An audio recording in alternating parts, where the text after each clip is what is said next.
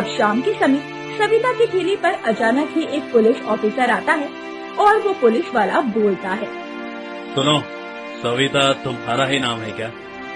जी inspector साहब, मेरा ही नाम सविता है। बताइए, कोई बात हो गई है क्या? सविता, तुम तो गुपचुप और चाट बेचती हो। मैंने सुना है कि उसमें मिलावट करती हो। बहुत सारे लोगों का तुम्हारा गुपचुप और चाट खाकर पेट खराब हो गया है। कई लोगों की तबीयत तुम्हारी इस चाट को खाने की वजह से खराब हो गई है। इसलिए कुछ लोगों ने पुलिस स्टेशन जाकर कंप्लेंट की है।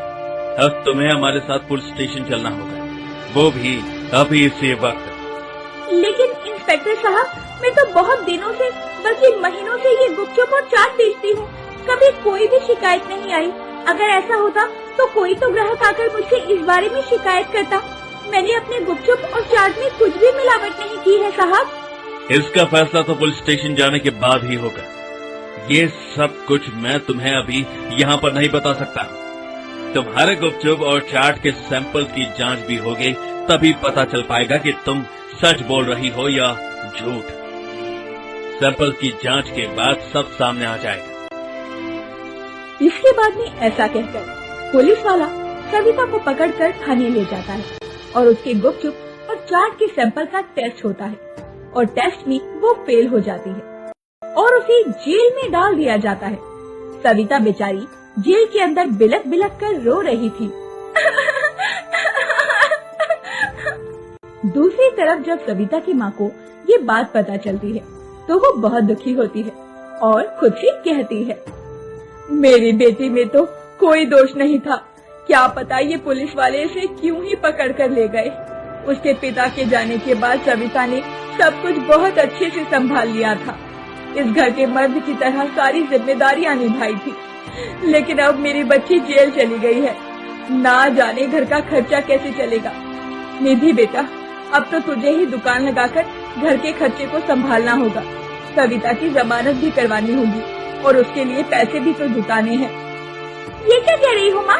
मैं ठेला लगाऊंगी? मुझे तो धूप में काम करने की आदत नहीं है, तो मैं ये काम कैसे कर सकती हूँ? और फिर? क्या बेटा, क्या फिर? तू तो जानती है कि सविता अब जेल चली गई है और मेरी भी तबीयत बिल्कुल भी ठीक नहीं रहती है। इसीलिए मैं तो ठेले पर खड़ी नहीं हो सकती ना। अब तो तुझे ही ये सब कुछ संभालना है। घर में तो राशन भी खत्म हो गया है। भला हम लोग भूखे प्यासे कब तक इस तरह अपना गुजारा कर पाएंगे।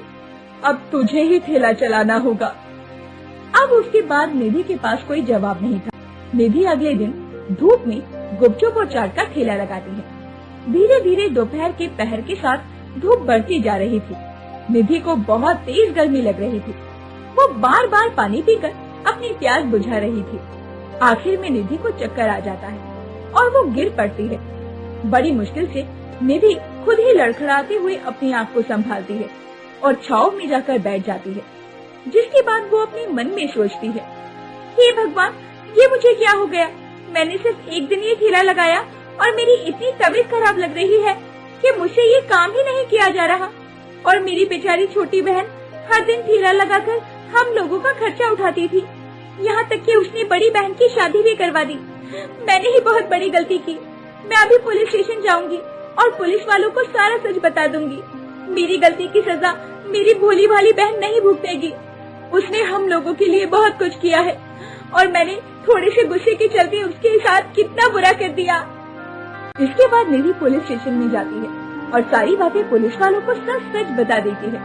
फिर पुलिस वाले उस पर बहुत नाराज भी होते हैं और इंस्पेक्टर निधि को जवाब देता है, अब फिर तो मैं तुम दोनों बहनों को छोड़ रहा हूँ, लेकिन आज के बाद ऐसा कुछ भी हुआ तो मैं तुम दोनों को अंदर कर दूंगा और उसके बाद कोई भी तुम्हें यहाँ से बाहर नहीं निकाल पाएगा, समझे?